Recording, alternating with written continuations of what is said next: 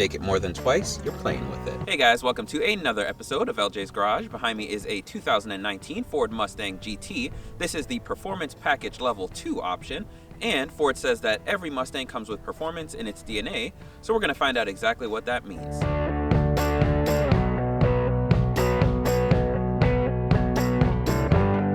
First off, let me just say that I think that the Mustang is one of the best values for your money that exists in the sports car world. And this is the 6th generation of the Mustang, also called the S550, for those of us tuner-style modifying type of guys out there. Otherwise, most people just know it as the Mustang. The Mustang has 6 different engines and 9 different trims, so there's a lot of possible combinations that you can do and kind of build the Mustang that's perfect for your needs. So let me just break this down for you guys. So you've got the base Mustang, which is like the EcoBoost 4-cylinder turbo, that's $26,000, all the way to the extreme end, which is the GT350 at $72,000, and then smack dab in the middle, well, not quite the middle, but you guys know what I mean, $35,000 is the GT. So stay tuned, I'm gonna show you guys around the outside, the inside, and we're gonna figure out exactly what you get at the middle level Mustang GT. So the first thing that I want to point out is that this color is Shadow Black, one of my favorite colors on the Mustang, but my favorite color, because I've kind of grown fond of the bright colors, I like the Grabber Lime. I don't know why, I haven't seen one in person, but when I saw one online, I was like, that's a cool color. It's not for everyone, but you know. And if you're really fancy, what you can do is for $475, you can opt for racing stripes. So on the front end of the Mustang, you guys have seen these before. They've been out since about 2015. So you've got the LED headlights with sequential turn signals, all those fun things. You've got the fog lights, which are LED. And then on top of that, you've got this nice blacked out grille. You've got a little front splitter. And overall, there's not much to say about this styling. You nailed it, Ford. Ford? Ford. Ford. Ford? Ford. Ford. Ford. All right, before we move any further, I was gonna point out these vents. I wanna know if they're real or if they're fake. If you've seen any of my other videos, you know that I'm triggered by fake vents, and I understand that's the way the world works nowadays. But did Ford disappoint me? Let's find out. All right. What the? No hood struts. Ford. Why are you playing games with my heart here? All right, we'll do this the old school style, even though we're in 2020, but you know, that's besides the point. Before I get any further, look at this glorious Coyote motor. So now the moment of truth. Can I see light coming through? No light. Oh, there's light. Guys, they're real. Real hood vents. I'm trying really, really hard not to peel this sticker off right here. This is the owner's right, but it's so tempting. So tempting. Just under the hood is a 5-liter V8 that makes 460 horsepower, 420 foot-pounds of torque, does 0 to 60 in about 4.1 seconds. So you get 2 different transmission options. The first is a 10-speed automatic, but standard, you get a 6-speed manual. So good on you, Ford, for still holding true with that manual. And for those of you that are always like, I stopped watching once I saw automatic, guess what? This one's a manual. It's $1,500 if you want the automatic 10-speed. It's up to you what you want. It's your car at the end of the day. The 10-speed automatic is pretty darn smooth. It shifts like butter. One of my favorite transmissions ever. And so I can't really sit here and tell you what to choose. You just gotta, you know, pick whatever your wallet can afford or whatnot. As far as gas mileage goes, you're looking at about 15 city and 25 highway. If I were to cover all the different options and packages and trims and everything that's available on the Mustang GT, I would be here for a while. So today we're only gonna focus on the PP2, and a lot of people call it the PP2 or big PP, little PP. You got the PP1, the PP2. There's all different kinds of packages, but this one is the Performance Package Level 2.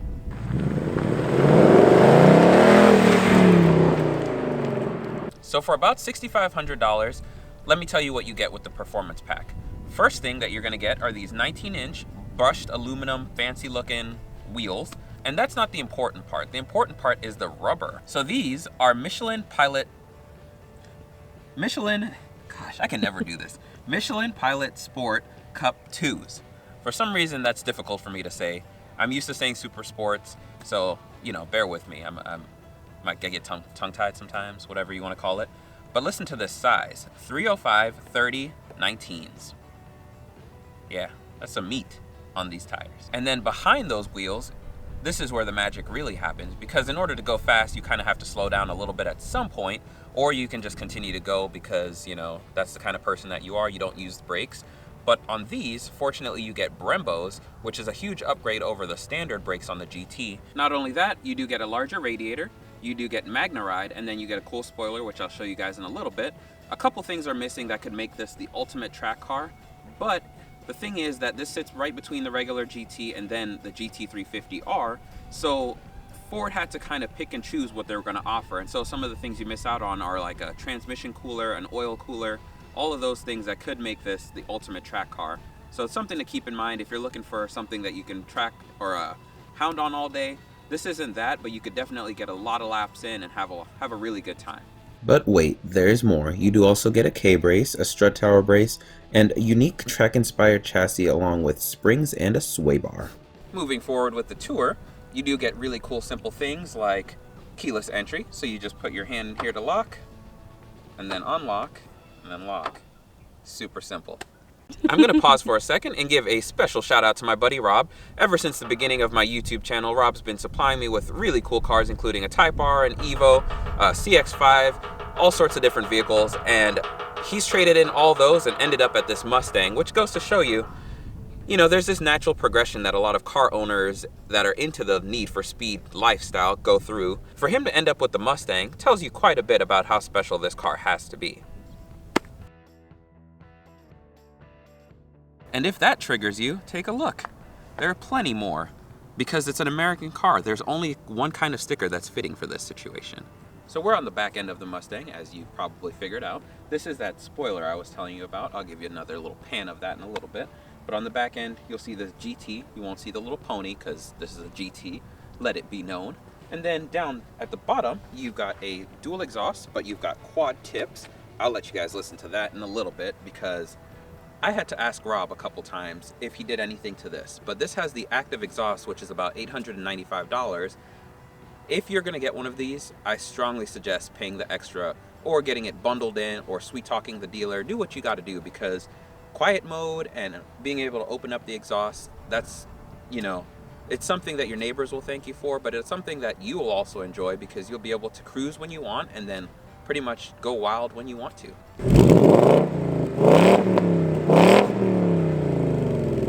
So now let me go ahead and pop this trunk and I'll show you guys what it looks like in there.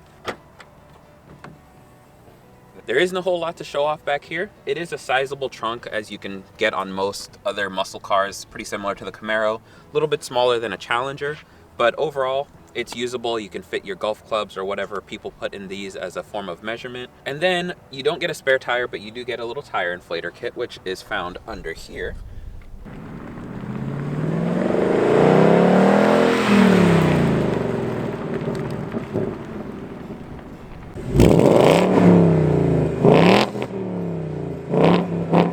Overall, it goes without saying that the Mustang is a very attractive, handsome, beautiful, good-looking car. I don't really know of any people that have told me that they think it's ugly, so I'm not going to spend any more time on the exterior, and we're going to go ahead and hop inside, and I'll show you some quick things in there, and then I'm going to take it for a spin. So, I'm getting ready to go in the back seat, and then I remembered, Mustangs don't really have a whole lot of room back here. There's not a whole lot of room for you if you're a grown adult. So, take a look. Either way, I'm gonna hop in, and right now I've got the seat adjusted for me. I'm 5'9", and we'll see how interesting this gets back here. Limber. I zoomed in the wrong spot.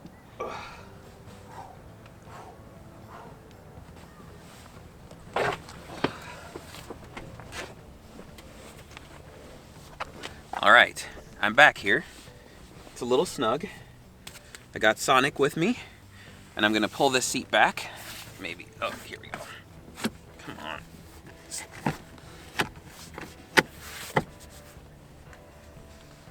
I hate it back here. Absolutely hate it back here. There is no room for me. My head is touching the ceiling. Like my head, I'm not even that tall. Now I know what you tall guys feel like. This is horrible. That's probably the worst back seats I've ever been in. So rear seat delete. Also, there's a lever on the back of these Recaro seats, which are very nice. I like them from the driver's side. But when you pull this lever, it's supposed to move this just a little bit so you can get up. But it doesn't work very well, so you kind of have to use that one and just slide that forward. And then there's nothing to really grab onto. You just kind of got to rip your jeans a little. Ooh. Oh boy. I'm never doing that again. Sorry, any of my friends that own a Mustang, I will never ride with you in the back seat. As I was saying earlier, the Recaro seats, they're a $1,500 option, but they are so nice, and I would opt for it if you can afford the expense. As for the door, pretty standard Ford, nothing complex there. This is a nice little touch that Ford does, but I wish that they had used actual metal here, and you can see, if I go a little closer, some of the fitment issues are some things that I have problems with Ford, but overall, everything looks nice. Well, hello there. What's your name? Me? I'm LJ. Nice to meet you too. And this is what the view looks like from the driver's standpoint. Everything in here is pretty solid materials. Ford stuck with the traditional little toggle switches, which I like, that aviation theme. You've got your garage door opener up here. Let me see if I can get a better shot of that. And then another thing you get with the Performance package, level 2, you get these gauges. So let me clean these up a little bit. One is for your oil and the other one is for your vacuum. As you can see, you've got 2 cup holders. What is this? Subaru in a Ford? Blasphemy. Then right here, you've got some storage, which is nice. And then moving forward, you've got dual climate control, very nice touch. And then you've got very good buttons and knobs, so you can actually analog touch things instead of all being handled in the touchscreen. I like that a lot. Ford did try to do something unique with the interior. It's kind of an aluminum style. I am not a huge fan, but it does tie the interior together in a cool Ford Mustang kind of way. As you guys can see, this does have ambient lighting, which is an additional package. A couple buttons / toggle switches worth pointing out. This one's for your different drive modes, this one's for your steering feel, and then this one, of course, the fun button, your traction control. Let me show you guys a couple more storage options. Ignore this sticker right here that says some vulgar things. If you go ahead and open this glove box, you'll see you've got plenty of room, no surprise. One of the best things about the new GTs is this 12-inch LCD gauge cluster, and what's really awesome is that you can see your gears right on that left-hand side right there. Then you've got your RPMs, and then you've also got your speedometer. Simple stuff, but this gauge is so handy, and I really love what Ford's done. You've got different options in there that you can configure.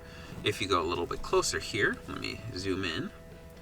You can see you've got those same gauges. Then you've got even more gauges that you can use to monitor things. But overall, Ford has done a great job once again in this part of things. A couple more things to point out in here.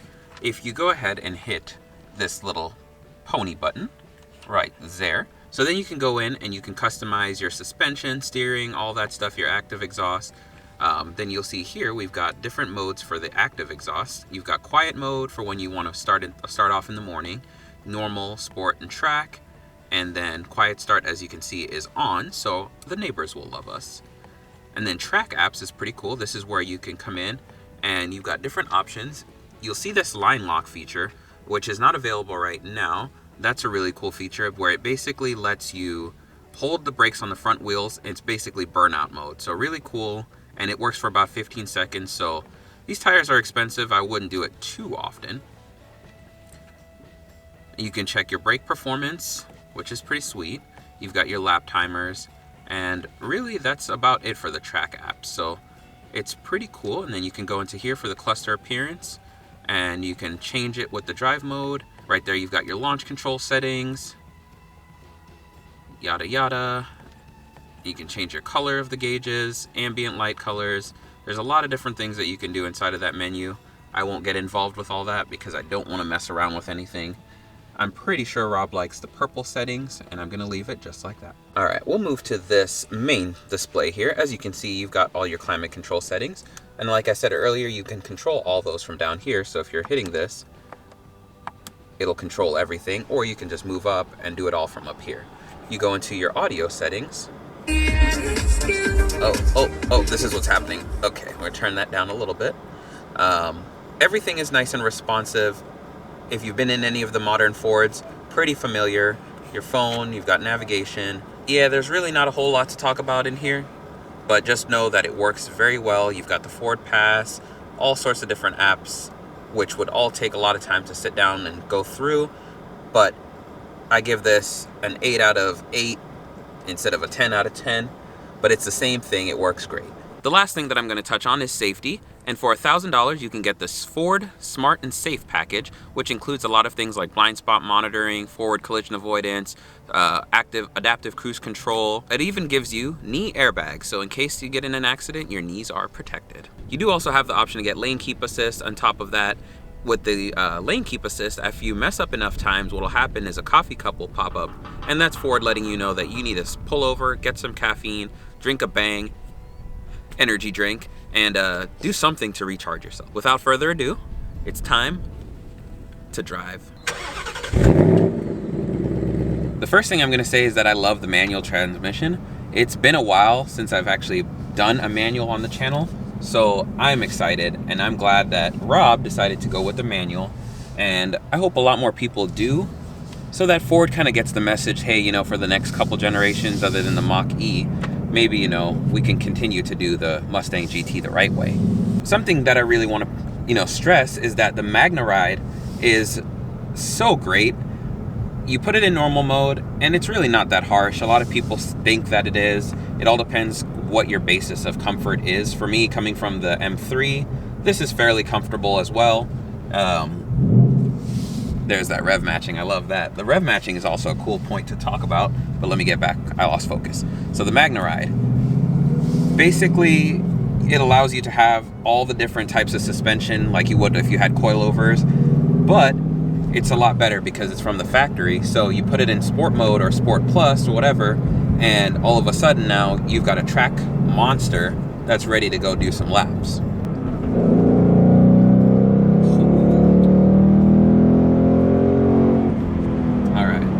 So the Mustang is quick, very quick, and ooh, man, I love the rev matching. It makes me feel like a NASCAR pro driver. Maybe not NASCAR, because I'm pretty sure they don't have all these speeds in their transmissions. Sometimes I realize that you'll go from second to fifth if you're not careful. Transmission takes a little bit of getting used to, but if you're a Ford guy and you don't do all that, then it's probably nothing to you. It might just be me coming from BMW manual transmissions or the Subarus. This feels a little bit different. Not bad, but just different to me. Going back to the rev matching, it's both upshift rev matching and downshift rev matching. And every time you do it, it little blips the throttle, does all that, so it's nice and smooth. And I love what Ford has done to make this Mustang no longer just a straight line machine. And you can turn off the traction control if you want and just rip this thing. Oh man. But it's just so easy to drive and so much fun. It kind of goes back to what the Mustang started off as. It's pretty raw, even though it's so refined. You've got dual climate control, and these Recaro seats hug you just right, which if you're a lot bigger than maybe like 180 pound kind of guy, it might get a little snug in here for you. 200 would probably be the limit, I'd say. But that's just my opinion. If you don't mind the seats hugging you just right, then you kind of just deal with it. This makes me feel super confident when I take turns, and no other Mustang has actually done that for me. I usually get pretty nervous, you know, insert Mustang jokes here about them killing people in crowds and all those things, and how hard they are to keep in a straight line, etc., etc. You guys know those kind of people. So this is not that kind of car anymore when you get the PP2, the big PP, and it does such a great job on the road, on the track, and just Ford did a good job of finding that nice little in-between where if you don't want a GT350, you can opt for one of these, and it's pretty much a well-balanced city car, daily car that you can take on the track and feel like you can keep up with most people out there. One thing that the owner has told me is that these Cup 2s, they tend to pick up a lot of the debris on the ground, and they like to flick it everywhere. So just a word of advice from him there, that's something to keep in mind. And I don't really have a whole lot to say on the Mustang other than I love it, and this is my new favorite Ford, and there's not really a whole lot of Fords that really compete with this per se, but if I'm going to buy a Ford and ever own a Ford, it would be one of these. And this Mustang has definitely changed the way that I look at the Mustang, and now I respect it as more than just a straight line car. This is actually like a really awesome track inspired ride. So now I'm at the gas station. This is not the most fuel efficient thing when you're kind of romping on it, guilty. So it's time to fill up the Mustang and take it back to Rob. So special thanks again to you and for you guys for checking out this video. If you're new to the channel, consider subscribing and drop a comment down below and let me know what you guys think about the Mustang and etc., Camaros, all those good things. So see you guys next time.